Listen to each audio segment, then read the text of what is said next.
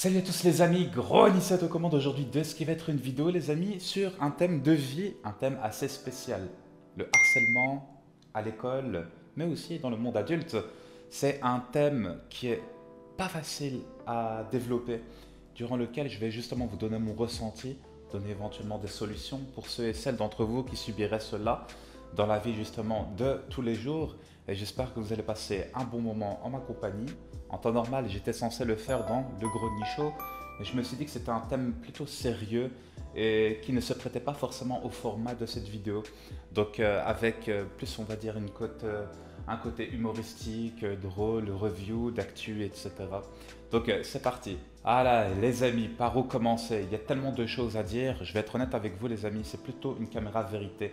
C'est un sujet qui me trottait dans l'esprit depuis maintenant pas mal de temps et j'avais cette envie dans ma conscience aussi pour aider, on va dire, les gens et les personnes qui sont justement dans cette situation d'aborder ce thème qui est un thème de société. Je me dis déjà l'origine justement de tout ce harcèlement, toute cette violence, on va dire un peu gratuite, etc. Et j'y ai pensé, il se peut que bien entendu je me trompe, mais je me dis, comme beaucoup d'adultes et comme beaucoup de personnes de manière générale, les valeurs, on va dire, véhiculées par cette société, que ce soit, on va dire, à travers les différents médias, à travers ce qui se passe dans le monde, à travers les musiques, à travers plein de supports, etc. On voit souvent, on va dire, des relations dominant-dominées, et aussi cette envie, parfois malheureusement, de montrer qu'on opprime les autres et qu'on domine les autres. Et tu as tout un tas, on va dire, de théories qui appuient, on va dire, ces valeurs-là, en faisant croire que l'être humain de base, il est foncièrement mauvais et qu'il a toujours été comme ça vis-à-vis des autres, entre guillemets, races. Donc on connaît déjà, on va dire, l'histoire du racisme à travers le temps, hein. Les gens, on va dire, qui sont partis sur des continents, tués, volés, violés, pillés, etc.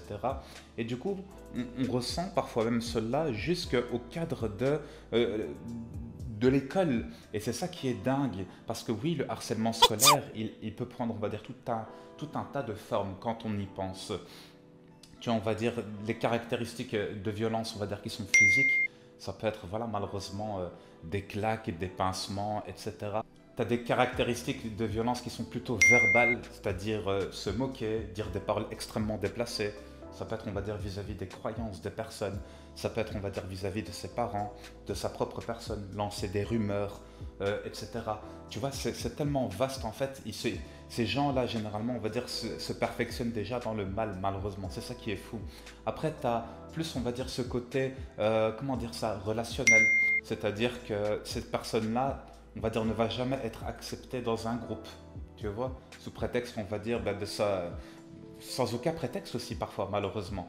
Juste parce que cette personne-là est différente, tu vois. Et la peur mène, on va dire, l'ignorance mène à la peur mène à la haine, et la haine mène malheureusement à une violence extrême et inouïe. Et ça, c'est un fait, les gars. C'est un fait qui est avéré. On peut le voir, on va dire, à travers justement l'histoire, malheureusement, de l'humanité. Donc ça, c'est quelque chose que j'avais à vous dire. Après, donc au niveau relationnel, pour en revenir, je vous disais un peu plus tôt le fait de rejeter quelqu'un, de l'exclure sciemment, sous prétexte que la personne, on va dire, n'accepte pas forcément de faire les mêmes choses que toi, ou voit pas forcément la vie telle que toi. Et tout cela crée une sorte, on va dire, d'atmosphère dans laquelle la personne va se retrouver isolée, exclue, rejetée, ce qui crée un très très grand mal-être. Et quand je parle, on va dire, de cela, c'est pas juste pour les plus jeunes d'entre vous ou pour les ados, mais aussi pour pas mal de jeunes adultes, parce que le monde adulte est également ainsi, malheureusement. Il y a une extrême hypocrisie dans le monde adulte, notamment aussi dans le monde du travail. Mais bon, ça c'est aussi un autre sujet. On pourra éventuellement l'aborder, on va dire, sous divers points ici, mais l'essentiel, on va dire, c'est vraiment d'aborder, on va dire, ce harcèlement-là. D'autres caractéristiques encore, les amis, de violence qui peuvent être faites sont des caractéristiques matérielles. Ça peut être, on va dire, une bête chose, hein. Par exemple, après un cours de gym, tu retrouves plus tes vêtements, ou alors on t'a volé ton téléphone, ou ta montre, etc. Et malheureusement, c'est des choses qui arrivent et qui arrivent encore et toujours. Puis tu as des caractéristiques, on va dire, de violence qui sont plus maintenant, on va dire, avec la technologie Et les nouvelles générations là, qui grandissent avec les téléphones, les smartphones, etc., c'est du cyberharcèlement. C'est-à-dire que même après les cours, même après voilà, l'école, etc., il y a toujours Twitter, Facebook, et ce harcèlement-là devient un harcèlement continu. C'est-à-dire que ce n'est plus, on va dire, quelques heures par jour, ça continue même après l'école. Et ils peuvent même te ternir ton image, ta réputation, te salir, etc. Tout ça, justement, crée une atmosphère, on va dire, de rejet, d'exclusion, d'isolation, que ces personnes-là vont parfois avoir une difficulté à faire confiance à l'autre. Pourquoi? Parce qu'elles ont eu justement de mauvaises, malheureusement, fréquentations. Elles ont eu, c'est pas des fréquentations, elles ont eu de mauvaises, comment dire ça, expériences avec d'autres êtres humains. Malheureusement, voilà, on va dire toutes ces violences, on va dire, sous toutes ces formes que je vous ai un peu expliquées, etc. Généralement, on va dire, tu vois directement que c'est du harcèlement à partir du moment partir du moment où ça rentre justement dans une intention délibérée de nuire. Ça, la personne veut véritablement nuire, même si parfois le harceleur il va te dire mais non c'est un jeu, mais non c'est juste du délire, mais non on est copains, etc. Et tout ça en fait ce sont des excuses, mais en réalité ce n'est ni un jeu et cette personne-là sait pertinemment que c'est justement nuire à la personne sous différentes formes qu'elle cherche à faire vis-à-vis de celle-ci, malheureusement. Et il faut savoir que justement ça dure aussi à long terme. Il y a le caractère aussi de la répétition. C'est-à-dire que c'est pas juste une fois tu t'es embrouillé avec quelqu'un et c'est bon, c'est un harceleur et moi je suis harcelé. Non, c'est pas du tout ça. Ça dure dans le temps, malheureusement, et ça crée aussi une sorte de conflit, on va dire, qui perdure avec une relation dominante-dominée. Voilà, donc ils vont s'en prendre généralement ces personnes-là, des personnes qui soit, on va dire, sont seules, soit isolées, soit on va dire, bah voilà, comment dire ça, n'ont pas forcément, on va dire, la force de caractère, le tempérament, ou tout simplement, bah voilà, cette capacité à se défendre. Ce qui crée justement parfois des gens qui vont se déscolariser. Quand je dis des gens, ça peut être des très très jeunes aussi, qui vont détester aller à l'école, alors qu'en réalité, c'est censé être quand même un plaisir de retrouver, on va dire, des camarades, rigoler, discuter, je sais pas moi, faire des bêtises. J'ai envie de dire, n'importe quel professeur vous dira exactement pareil que moi. C'est naturel. D'ailleurs, il y a même une petite parole qui dit mieux vaut faire des bêtises lorsqu'on est petit plutôt que de les faire lorsqu'on est grand. Et je pense que vous serez tous d'accord avec moi de toute façon. Mais on ne parle pas de ce genre de bêtises, on parle des bêtises, on va dire, dans le cadre qui sont acceptables, tu vois. Ça, pour moi, c'est inacceptable. Pour moi, c'est tout simplement, on va dire, disproportionné, c'est de l'abus. C'est de l'abus, vraiment. Et donc, pour en revenir justement à ce fameux thème du harcèlement à l'école, il y a bien entendu cette intention délibérée de nuire, de faire du mal à l'autre, malheureusement. Ça marque aussi un mal-être dans la personne, on va dire, dans l'identité du harceleur, dans le sens où cette personne, on va dire, qui désire faire du mal, etc., elle-même, je pense qu'elle se sent pas bien. Elle-même doit être maltraitée.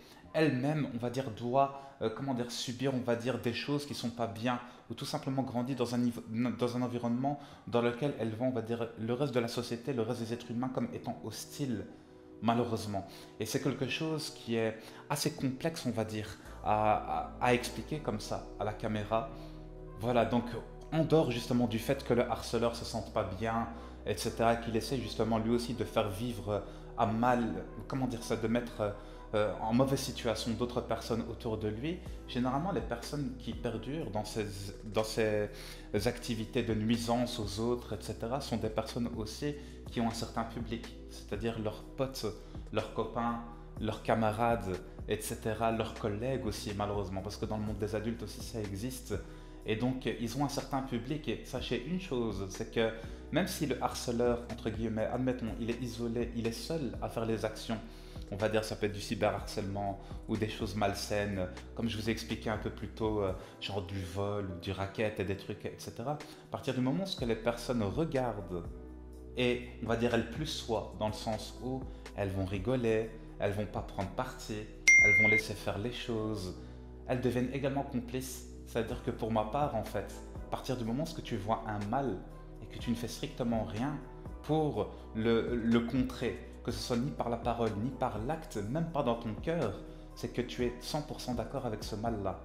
Tu deviens plus spectateur, tu es également acteur de cette situation-là. Et ça, c'est quelque chose qu'il fallait que je te dise, vraiment en te regardant dans les yeux, c'est que ne crois pas que ça te compte pas justement comme une mauvaise action ce que tu fais. Vraiment, tu es en train de me dire mauvaise action? Oui, c'est vrai, moi je suis croyant, je suis musulman, je vous le cache pas de toute façon, je suis comme je suis, je m'accepte comme je suis. Moi-même, je subis, on va dire, le cyberharcèlement, on va dire, selon mes croyances, selon ma religion, selon mes prises de position, etc. Croyez-le ou non, les gars, c'est pas grave. De toute façon, moi j'ai appris à accepter, on va dire, un peu ce monde d'Internet. Je fais le tri entre le bon et le mauvais aussi. Je sais qu'il y a des bons partout, dans toutes les ethnies. Quand j'utilise le mot ethnie, tu m'as compris, hein. Ça peut être chez les blancs, chez les noirs, chez les arabes, chez les indiens, chez voilà, les asiatiques, etc.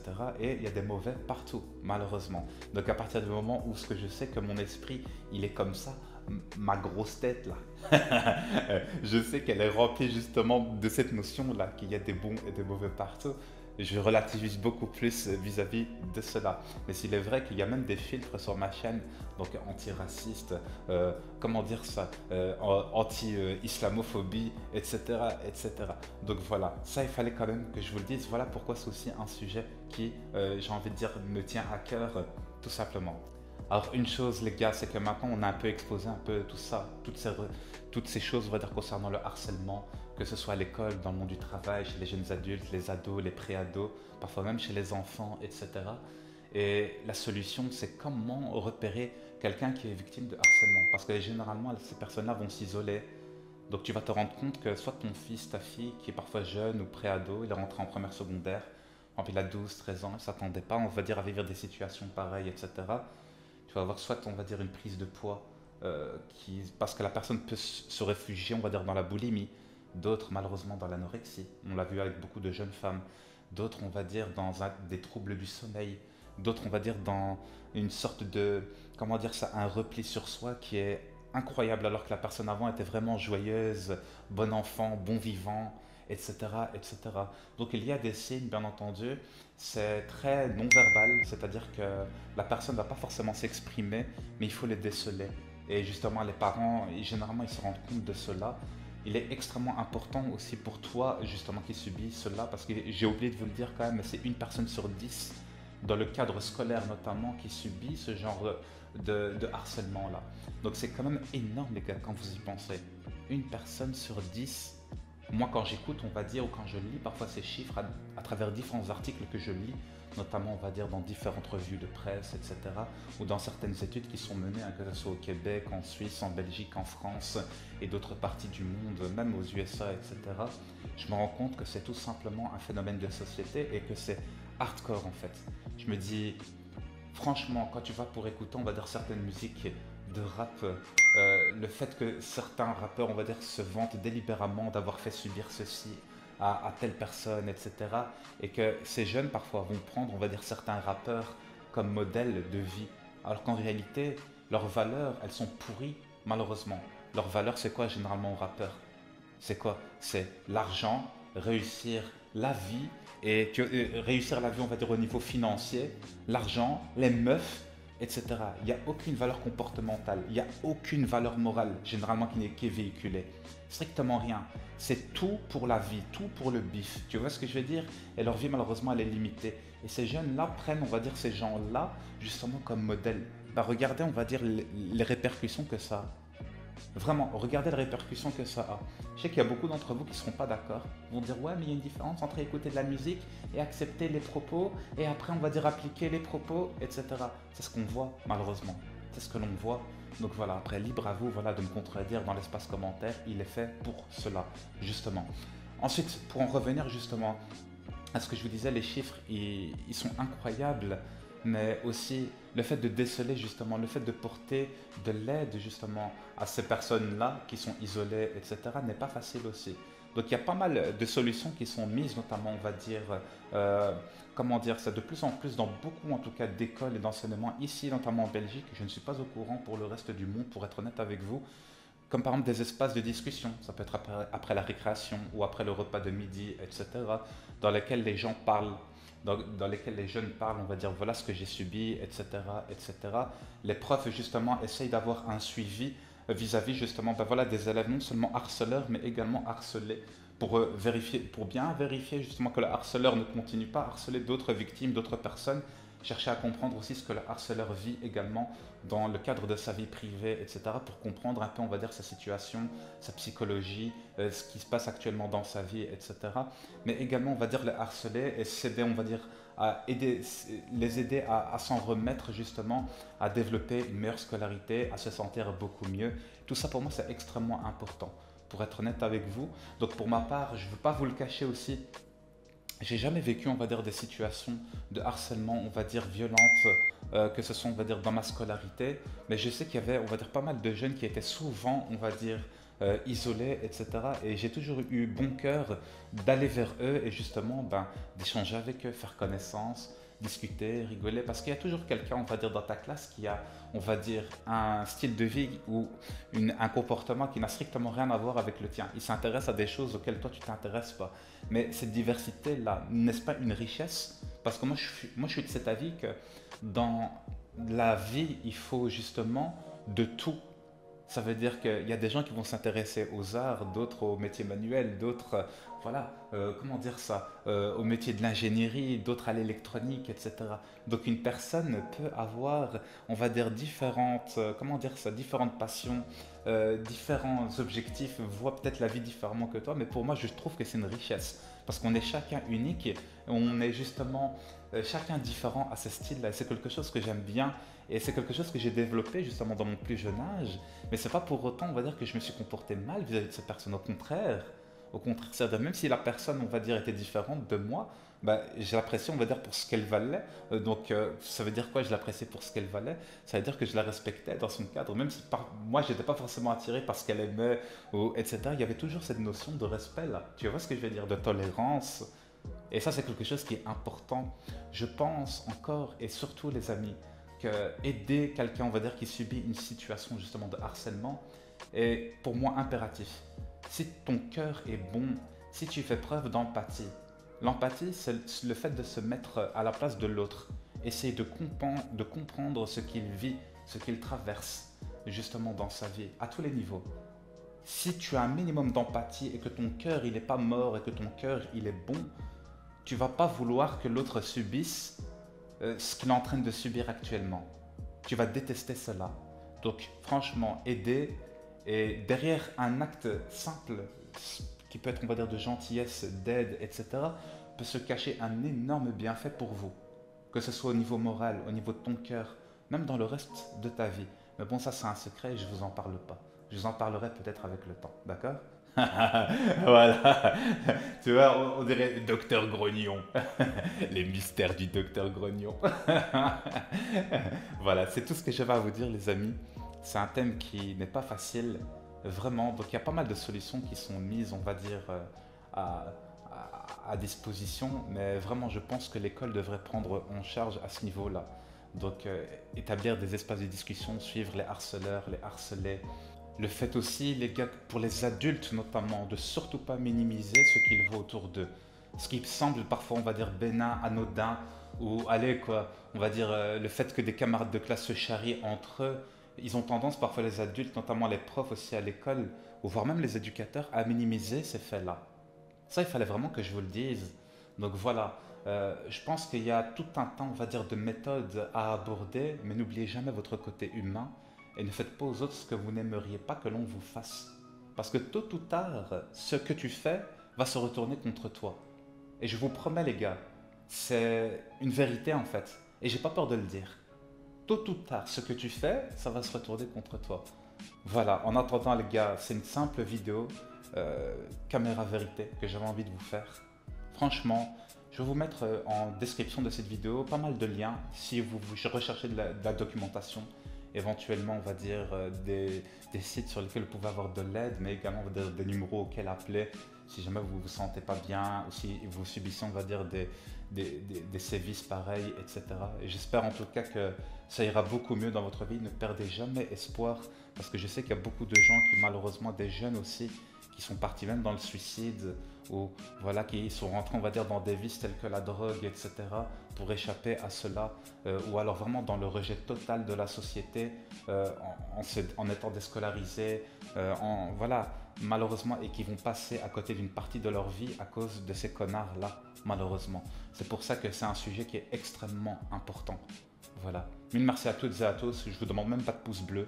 Voilà, mais j'espère que vous allez partager ça auprès de vos potes, que tu aies, on va dire, 12-13 ans sur ma chaîne, ou que tu aies 35 ans ou 40 ans, et que je sais forcément que tu as des enfants, etc. Fais-leur regarder cette vidéo si elle t'a plu. C'était Grody, mille merci à toutes et à tous, portez-vous bien. Mes petites babioles chocolatées.